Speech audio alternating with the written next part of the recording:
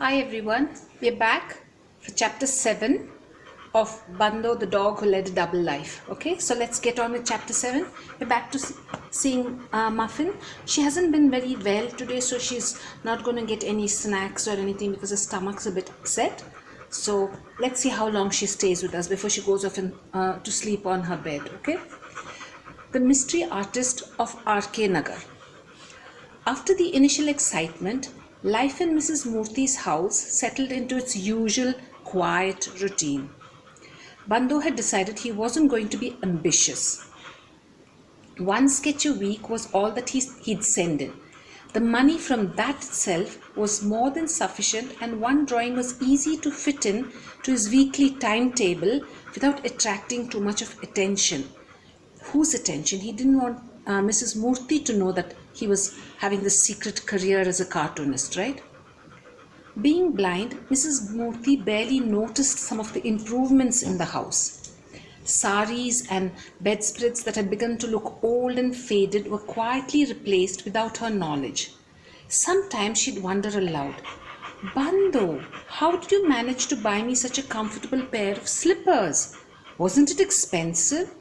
Or, "Look, Bando, if you spend so much of money on fish and mutton at the beginning of the month, we'll have no money left for the end of the month."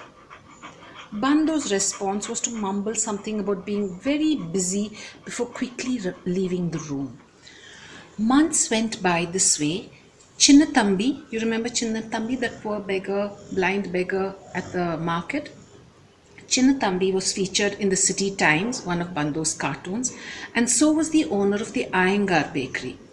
Mustafa the butcher and all those mischievous boys who worked in the tea shops in the market, they all became Bando cartoons. After Postman Raja's reaction, Bando swore he'd never do a bald man again. And now and then, when he couldn't think of whom to draw, Bando would send in a cartoon of the Prime Minister or the Chief Minister.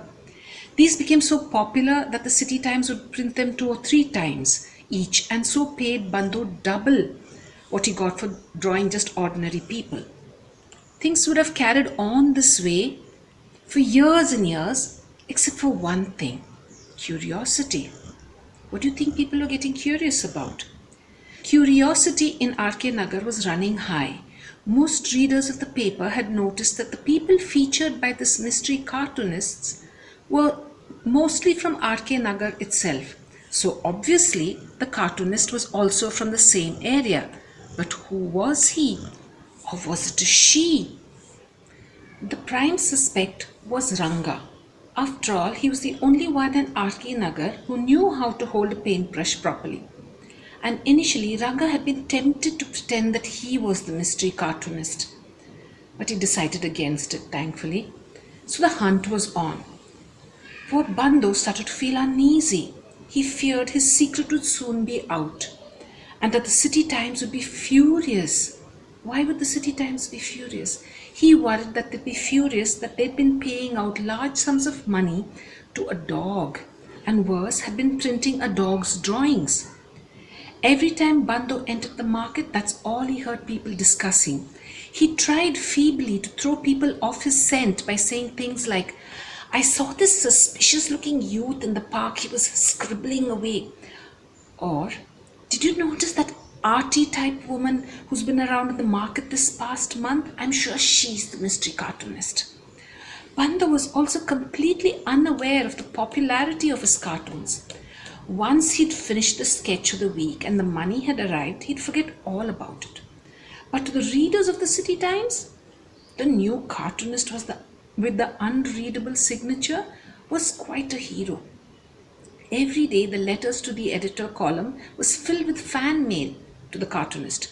From merely congratulatory letters, the public soon began to get more demanding.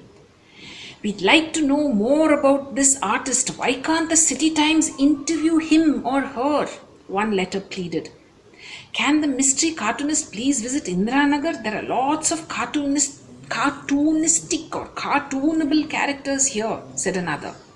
One went so far as to demand it's the City Times' duty to introduce this person to his admiring public. And that was it. That's the end of the chapter.